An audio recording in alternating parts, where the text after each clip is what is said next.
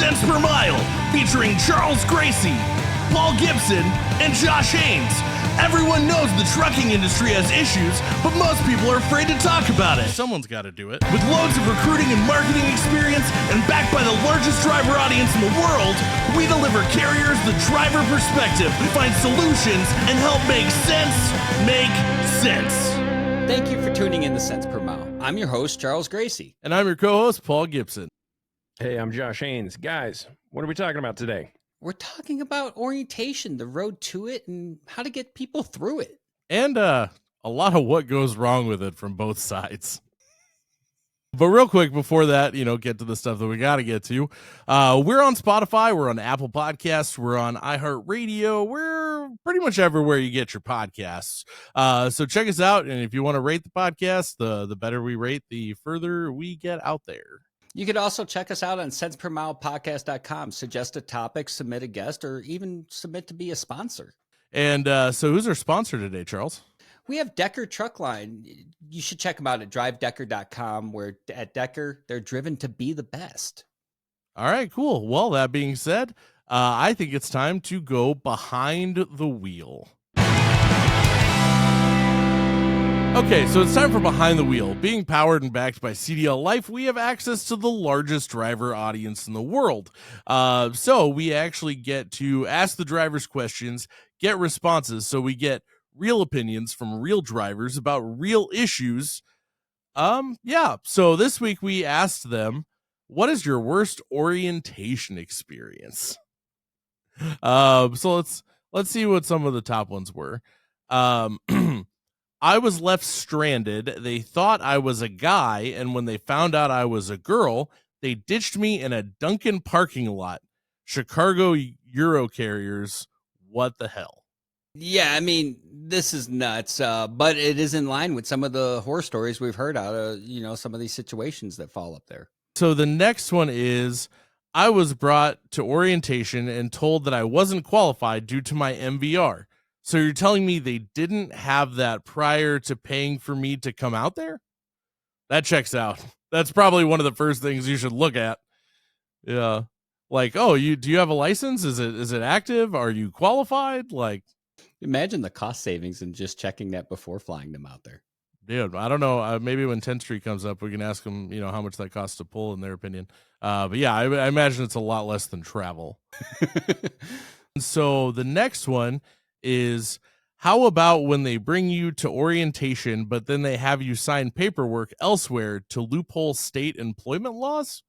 Is that a thing? It unfortunately is. The good carriers don't do it that way. They just play by the rule of law, and where you hire is where you hire. But that is a thing where some carriers will bring drivers across a state line, if they're close to a state line, to have better unemployment and workers' comp rulings in their favor. It doesn't work out that way, but I mean, hey, kudos for trying to find the loophole.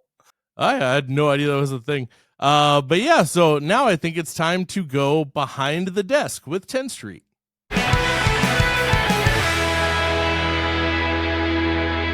So behind the desk today, we're with Natalie Williams, the account manager over at Tenstreet. How you doing, Natalie? I'm good. How are you?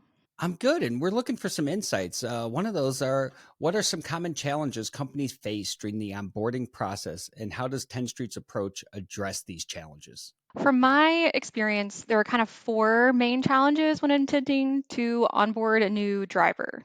Getting the driver to show up for orientation, getting all the needed copies of documents, getting the new hire paperwork and orientation trainings actually completed, and then qualifying or processing the driver in a timely manner before the driver moves on to the next carrier.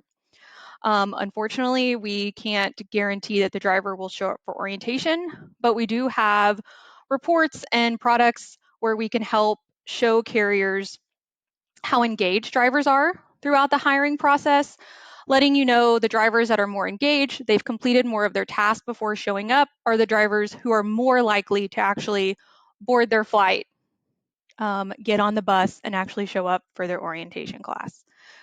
Getting the required copies of things like their CDL, med card, etc., can also be super difficult. But we make it easy. We allow you to request those needed items early in the process. So that way you get those ahead of time. You're not waiting till they actually show up for orientation. You can compare the CDL to the med card before they show up and help with any issues that could occur there. Um, let's see. The most hated thing from my perspective from a driver would be all the new hire paperwork. So they're having to constantly do the repetitive and tedious paperwork, like rewriting their name, address, social, etc., a ton of times. But we can help with that as well. We've got electronic forms and online trainings that you can send to drivers before orientation, allowing them to get those completed before orientation on their own time. You can do custom or standard trainings or forms. We also have their pre-hire drug screen where you can get that before hire too, because nobody wants to be the person after spending 4 days with a driver in the room that says, hey, you just failed that drug screen you just took 2 or 3 days ago. That's like the worst thing on the planet. And really just to kind of wrap it up, because I'm probably way over my time, is really just kind of processing and qualifying a driver as a whole is really crucial, right? The first person to get that year of experience, to get those documents in, is going to be the carrier that wins the race. Whatever your carrier's qualifying criteria is going to be, is the crucial part. The driver is going to move on and get to the carrier that responds first and gets him scheduled and ready for orientation and gives him those warm and fuzzies. So we have products like Express Lane, Pulse Chat, Exchange that can really help with that. Well, thanks for sharing that with us, Natalie. And I think it's time to cut to a break.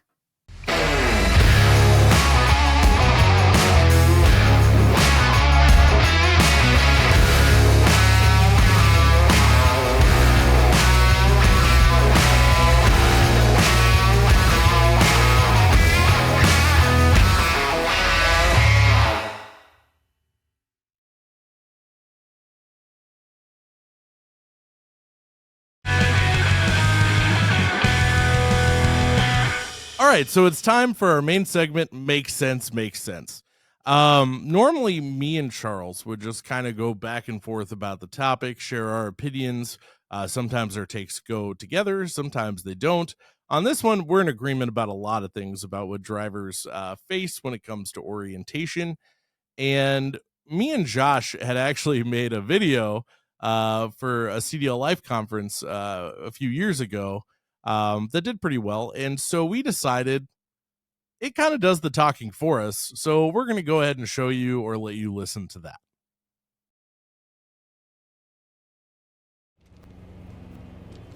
Hey, so I've been working for my company for a couple years and I've been thinking about making a switch.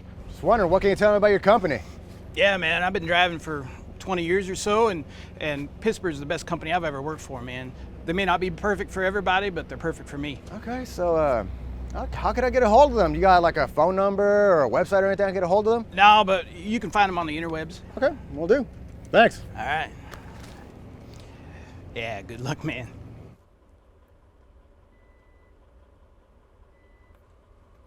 Oh, video. America moving. You deserve to drive for a company that'll treat you like a name and not just another number.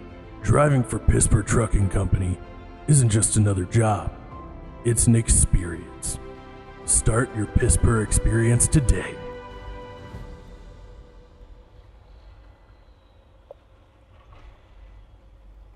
Okay. The heck? I guess I'll call them.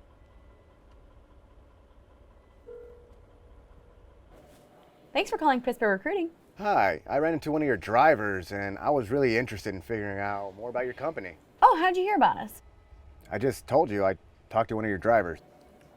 Yeah, I don't have a referral code for that. Anyways, can you tell me a little bit more about your company? Oh, sure. So we are 100% no-touch freight, 100% drop and hook. You're going to earn 35 cents per mile. You'll be home every weekend, and we have great equipment. And currently, we are offering a $5,000 sign-on bonus. The website said 95 cents a mile and a $10,000 sign-on bonus. Yeah, that's what I said. I think my mic must have been cutting out. But anyways, if you'd like to just go to pispertrucking.co, you can apply there. I tried to apply there, and the link doesn't work. Oh no, well, let me email you a full one. But check your spam folder. Okay, I'll have it to you by the end of the day. Great, I'll get on it as soon as it comes. Have a Pisper day. You too? Okay, bye-bye now. Hawaii, here I come. See you guys in 2 weeks.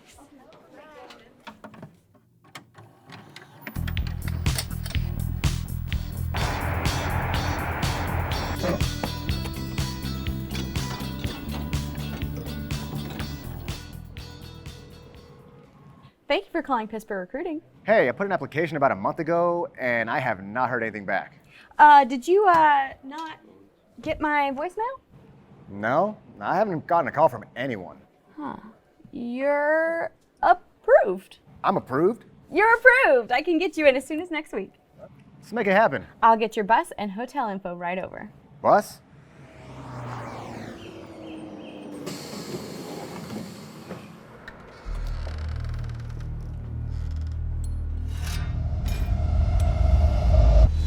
Could be worse.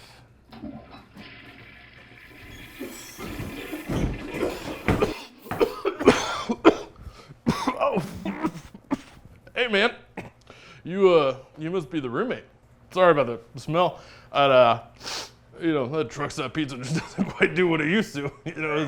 But this week will be good. I think it's gonna be a blast. I think it's gonna be. You good? I think it's gonna be a blast. Time to hit the hay. Whoa, what the heck? I think I broke it. Do you mind if I watch some TV? Knock yourself out. Cool.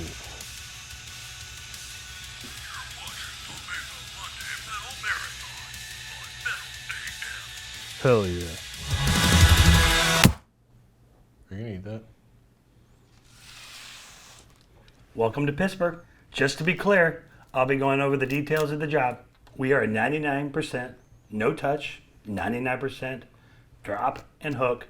We have great equipment and a $10,000 sign-on bonus.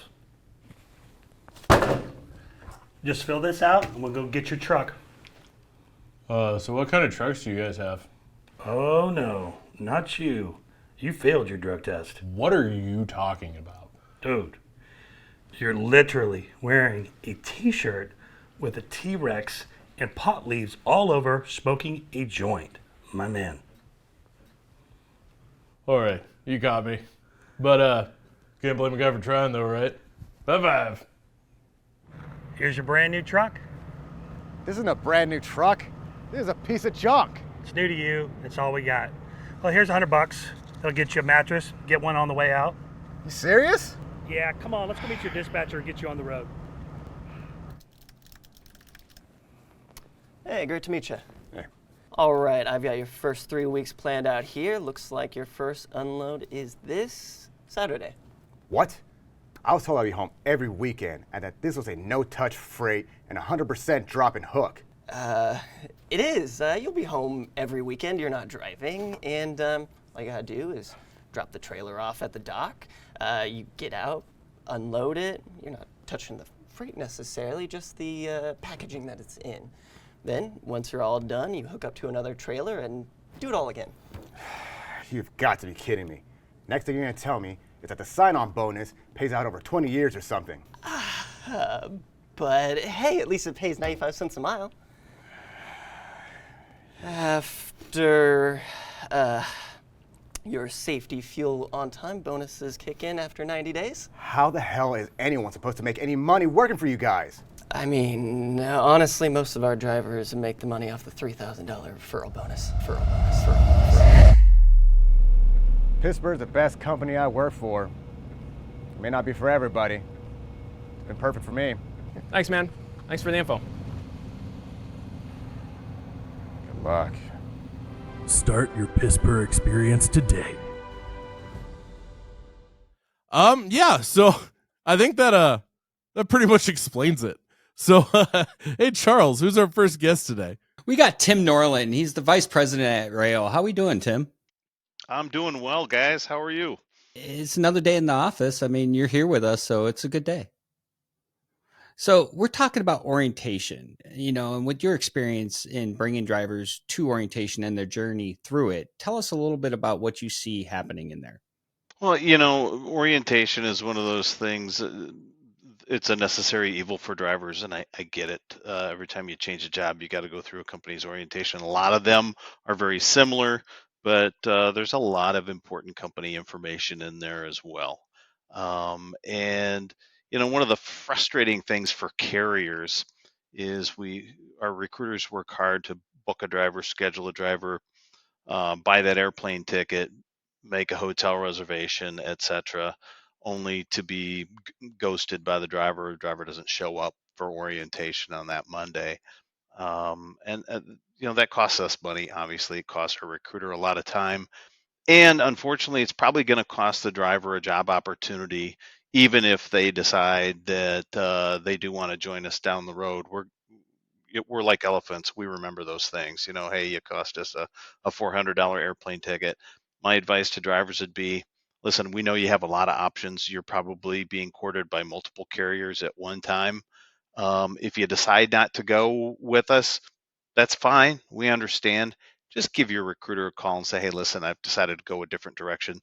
Gives us the opportunity to cancel that airplane ticket, cancel that hotel room, because we do pay for it. And it doesn't sound like a lot of money. It adds up. It adds up quickly. And like I said, we put a note on your file that happened. And we're probably not going to extend an offer if you contact us again. And maybe that's okay by you, but it doesn't do you any good, your reputation any good. So keep that in mind. And I think that's important because we get to talk to drivers all the time. And I mentioned ghosting being one of the number one issues recruiting departments face. And the drivers seem just baffled that was a thing, which tells you that they're not in line with what's happening out there. Probably no one goes out and brags about I ghosted a company, when simply you could send a text, an email, a smoke signal, a carrier pigeon, just something to let them know that you're not coming. Yep, exactly. And even if we know a couple hours before flight time, as long as we cancel the ticket before the flight boards, then we don't get charged for that airline ticket. So we'd appreciate it if drivers would do that. So one of the questions that often comes up as we're addressing these issues is, what can we do better? What can we do to help fix this situation? So what's one of the things in your experience that we could do better to help get drivers through the process leading to orientation, but also into the orientation? Our recruiters are reaching out. They're providing detailed instructions to the drivers, expectations about what they're going to experience at orientation, each day's events, and when they're going to be done. The big thing for drivers to keep in mind, you're joining a company to be a truck driver, and what's the job of a truck driver? It's to deliver freight on time to a customer. So please be on time for orientation. I cannot tell you how many drivers we end up dismissing from our orientation because they oversleep. We'll give somebody a chance once. You overslept, you missed the shuttle. We get it. Maybe you had a long travel day the day before. But we give you one opportunity. If you're late a second day, unfortunately, you're showing us that you're probably not going to be really reliable to deliver our customers freight on time. And at Roehl, we differentiate ourselves from a lot of other carriers out there by providing premium service, and that means delivering on time for our customers. And so we take punctuality very, very important. So I would recommend to drivers, set your alarm clock, set your backup alarm clock, set your Apple Watch, set your iPhone to give you lots of alarms to wake you up to make sure you get to orientation on time. Yeah, that checks out. If you can't make it from the hotel to the orientation location on time, then how the hell are we supposed to expect you to deliver a load on time? Yep. But and then on our side, we have to make sure that we deliver the expectations that we've provided to the driver, how orientation's going to go, what to expect, make sure that when they're done, we've got a truck ready to go for them so that the driver can get on the road and make money. That's what they're there to do. So we want to make sure that we have that all lined up. Yeah, no, I mean, that's a lot of good stuff. And honestly, Tim, I appreciate you coming on the show, but I feel like with all your expertise and time and service for this industry, I want to extend an invite to our out of hours segment, because I think we could dive deeper and that people would find a lot of value in those insights.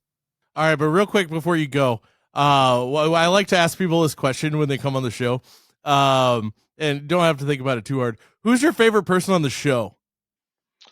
Paul, I've had the opportunity to work with you. You've actually been to our corporate office. You did some photography work for us, but I got to tell you, Charles, every time I see Charles, he has bourbon, and I'm a big bourbon guy. So I'm sorry, Paul. Charles wins.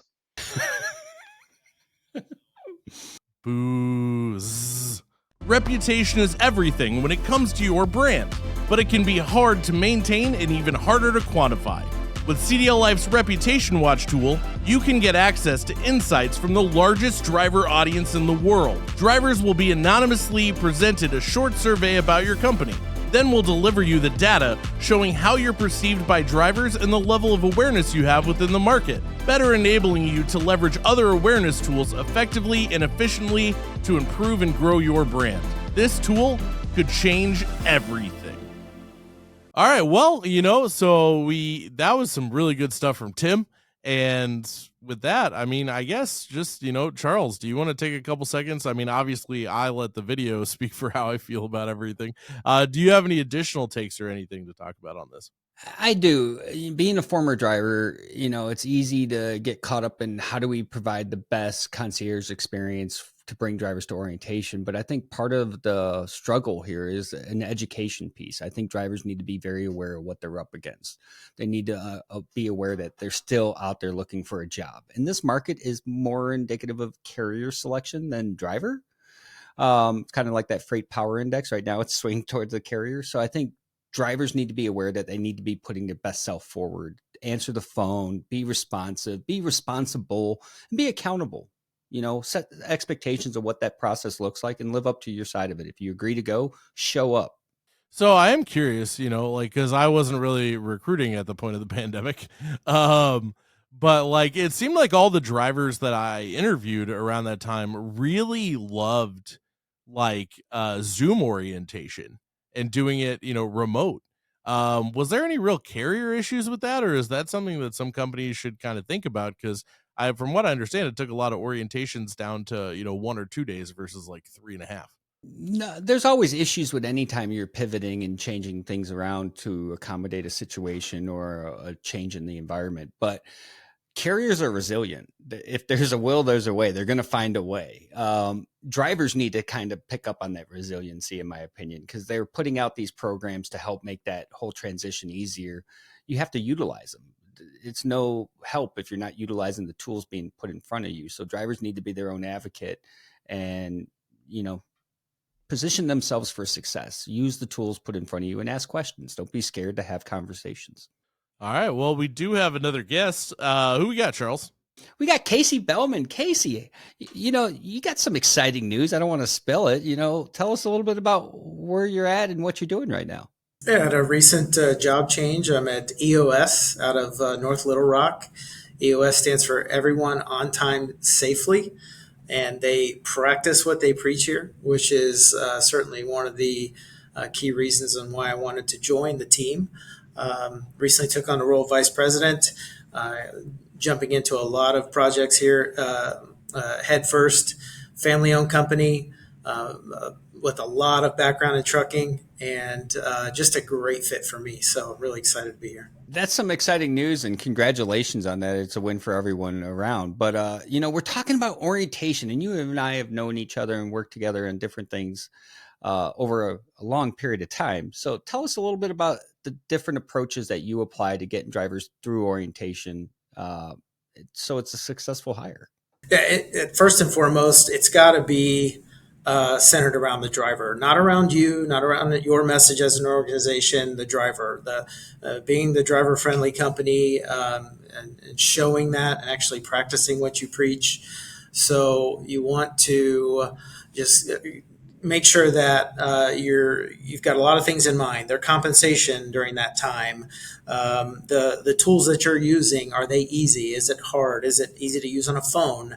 Is it more friendly on mobile device? Just like Tenstreet and the application process. Those key factors are going to kind of make and break the process of orientation.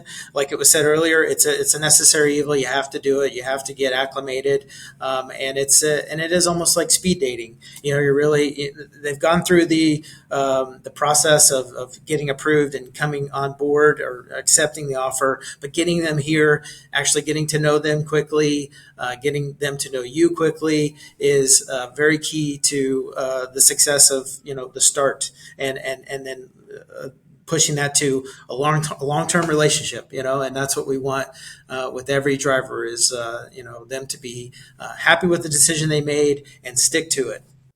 Well, and I think a lot of building that relationship, the foundation comes from the recruiting department in the beginning, but then that experience in orientation. If it's well thought out, if it's intentional, if it serves a purpose and information, that relationship's going to have a solid foundation. But we've also seen times where it's not well thought out. It's more like check the box, get them through, like kind of herding, cattle. And, you've worked on a lot of these different environments where it's been different at each location. So tell us a little bit about what you've seen most commonly done wrong. Yeah, the person running the orientation has had low energy. They're not friendly. They are, not focused on the driver again. And that is the biggest mistake you can have as a company, is to put that individual in that very key role, which is like the first actual person they see. If you're not recruiting people, at an office or at a terminal, the person that they're actually getting the most experience with in those first day or two is that orientation administrator, and that person has got to be one of your key players in the company, and because that is showing the drivers what should be eventually happening with shop personnel and the folks they're dealing with there when they're getting truck assignments, and also the operations staff when they're meeting with them. And in most cases, they're all coming to an office or terminal where they are getting started. So it needs to be presentable, and obviously seeing dirty facilities and unkempt orientation rooms and even the entrance, trash and things like that as people are cigarette butts, as people are walking into the building. All those are giving the driver a message, that they're going to accept that I can keep my dashboard dirty. They're going to accept that I can, not have my paperwork properly filed and turned in. That's what we're telling the driver in those stories. So you really have to inspect what you expect, and you have to get these things right away at the first time the driver comes in the door, or you are going to send them a loud and clear message. All right. Well, that's some great insights. And before we let you go, I'm going to ask you a question, since Paul likes to throw curveballs. Is calling people an asset acceptable? No, never. That and calling them by their driver number, that is a terrible thing. You thought it was going to work. You thought it was going to work, but it didn't. Paul had to get a win on this episode. All right. Well, thanks for joining us, Casey, and excited about your new endeavor. Looking forward to checking back with you in a little bit to seeing how it's going. All right. Well, that episode was great. I don't know that there's really too much, left to do. I think it's about time to call it a day. Yeah, there's just one thing left to do, and it's thank you for tuning in to Cents Per Mile. I'm your host, Charles Gracie. And I'm your co-host, Paul Gibson. See you next time.